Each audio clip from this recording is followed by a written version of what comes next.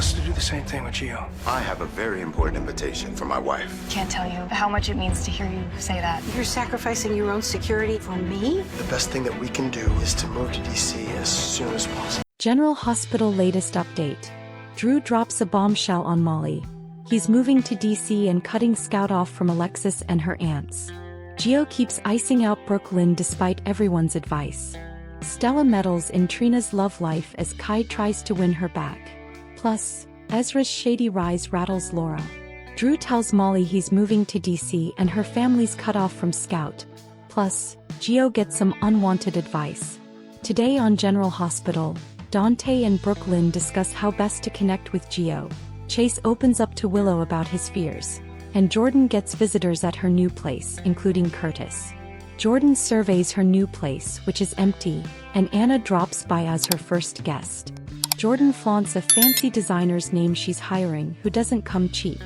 Concerned, Anna asks if the focus of her work for Sidwell has changed. Jordan admits she hasn't found a whiff of anything illegal involving Sidwell. So why not enjoy the work she's getting paid for? Plus, if she doesn't live this glamorous life, it will tip him off. Anna fears it's easy to be seduced by this life. And when she finally finds dirt on Sidwell, will she be able to give all this up and turn on him? Will Isaiah damper Portia's newfound happiness?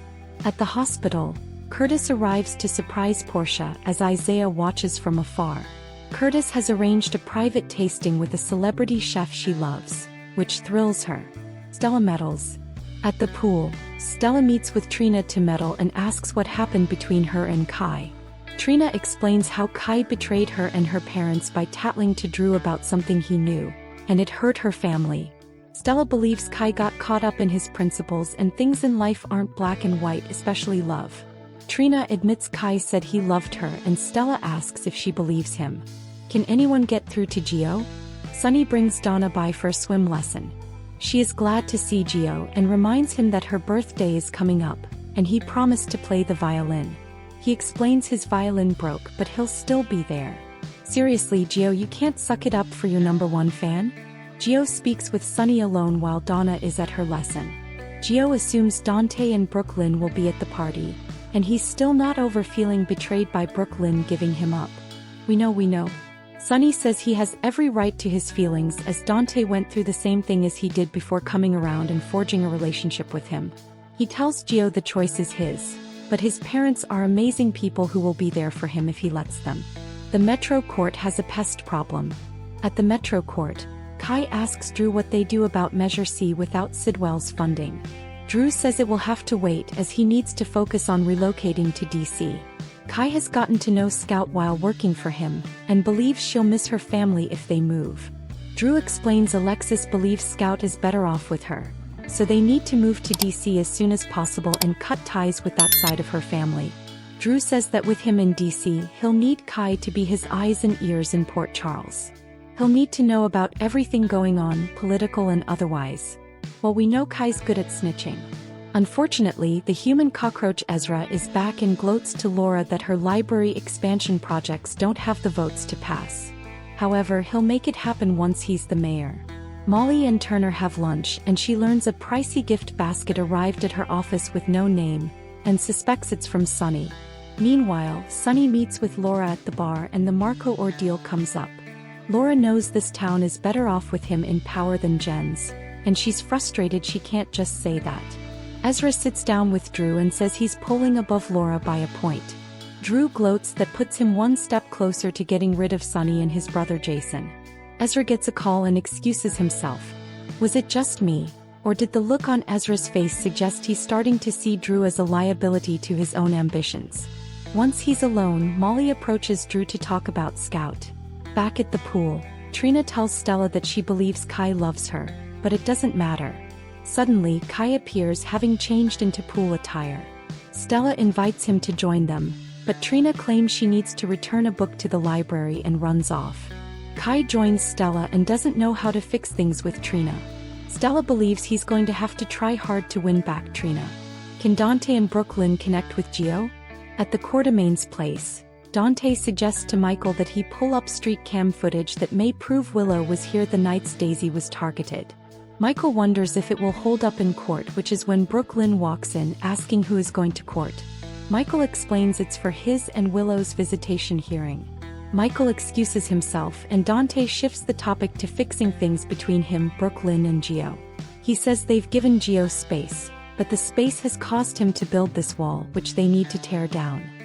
Lynn doesn't see Gio ever forgiving her, but pushes Dante to work on his relationship with their son without her.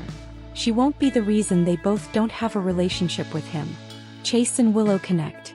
Chase, who is running in the park, bumps into a lone Willow sitting by herself.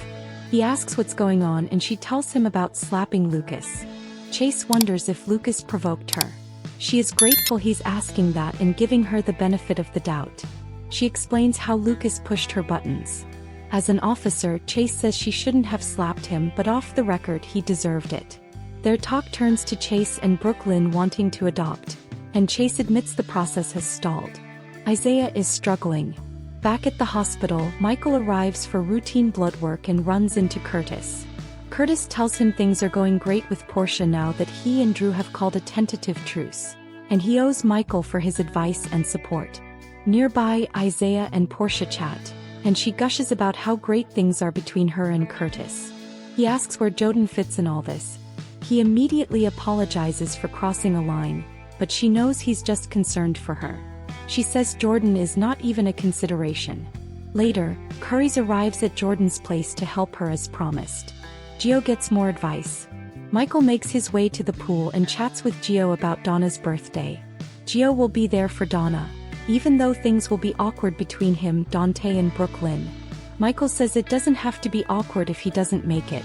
In the show's final moments, Trina returns to the pool and Kai offers her some iced tea.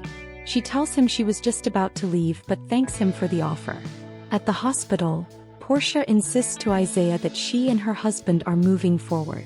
He seems to hesitate to say more, and simply says he hasn't seen her this happy in a long time. Curtis looks around Jordan's new place and says everything looks sound. To be safe, she wants Curtis to inspect every inch of this place. Somehow, I think Jordan is including herself in that statement. Back at the pool, Gio insists to Michael that he is fine, but Michael knows better. He tells him he won't be fine until he finds a way to let go of the anger and pain he's carrying. In the park, Chase tells Willow that Lynn doesn't want to adopt right now, given what's going on with Gio. He fears he may never be a father. At the Quartermaines, Dante won't abandon Lynn and insists they owe it to their son to be his parents, both of them. She agrees to try and do it his way. At the Metro Court, Anna interrupts Sonny and Laura as the mayor calls her. Sonny makes himself scarce. Laura brings up the situation with Albrecht and Rocco. Anna believes Albrecht has evolved and wouldn't hurt Rocco, but it's better to be her friend than her enemy. Ezra interrupts them and says Laura's library resolution suddenly has enough votes to pass. He wonders how many councilmen Sonny bribed to get the votes for her. Anna jokes that's a serious accusation and the PCPD will get right on looking into it. Ezra says once he's mayor, firing Anna will be his first order of business. Sonny approaches Turner and she brings up the expensive gift basket that arrived at her office. She knows he couldn't have sent it as she made it clear to him that she can't accept gifts. But if he did, she'd have to prosecute him for harassment and would win. Finally, Molly tells Drew that Scout has lost so much, so she feels it's important she has family around her, and is sure they can come to a compromise. Drew informs her that Alexis is trying to undermine him with his daughter, so they are moving to DC, and Scout will have no more contact with her grandmother or her aunts. On the next General Hospital, Michael punches Drew right in the middle of the Metro Court. Thanks for watching this videos. Please hit the subscribe button for more updated news.